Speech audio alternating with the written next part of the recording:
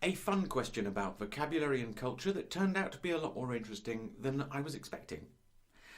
What are some words that a 10-year-old native speaker of English knows, but even an advanced non-native speaker does not know?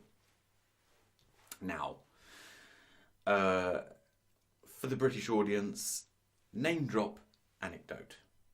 This is yet another question and answer that comes originally from Quora, and in the answer I originally wrote, I mentioned a British comedian. His name is Lee Mack.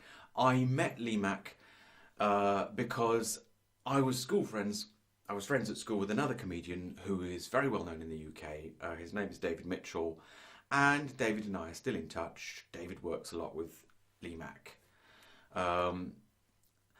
What else can I tell you about? Oh, earlier this year, David was very kind enough to tweet about a book that I wrote. The book has, incidentally, absolutely nothing to do with my usual work. It's a bit of nostalgic silliness that I originally wrote with David, and another friend and proper author, Ray Fripp, helped me to knock it into shape.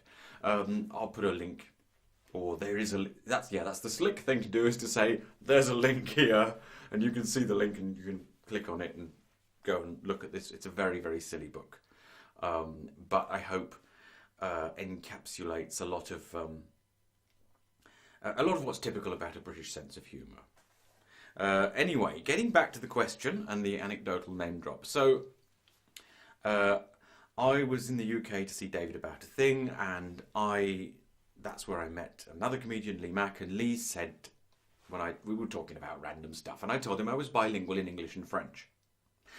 And when I told him I was bilingual in English and French, he told me that he had the perfect test for being bilingual. The best way to tell, he thought, if someone really is bilingual.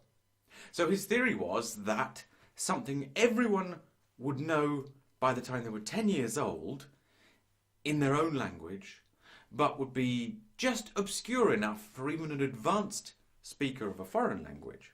And it was this. How do you say to have pins and needles? Now, immediately, this is where we start thinking, hang on, maybe British English and US English are two different languages in which we could claim to be bilingual. And why? Well, because it's become rarer and rarer. I'm going to come to this explanation, but in North America, people don't say having pins and needles so much. So all of the British people are going to understand exactly what I'm talking about instantly. If you don't know exactly what I mean by having pins and needles, just keep listening and you'll pick it up. So in French, the expression is as delightful, I think, as it is in English. We say in French, avoir des fourmis. J'ai des fourmis dans le bras, dans le pied, etc. And literally what it means is that you're infested with ants. This is, I think, it's a really good question and answer. And I read a lot of the other answers that other people gave, and I thought to myself, yeah, there are actually lots of great little rare obscure expressions. And so I said to myself, if I ever meet Lee Mack again, then I'll give him lots more examples by using the examples from other people's answers. But then something a little bit interesting started happening. People started commenting on my answer on Quora. And a lot of those comments prompted me to do some more research. Because what it seems is we can't get away from the ants, even in English. So here are some of the findings that were prompted by comments people put on my answer and then research that I went off to do. Number one, many languages talk about the sensation of being infested with ants.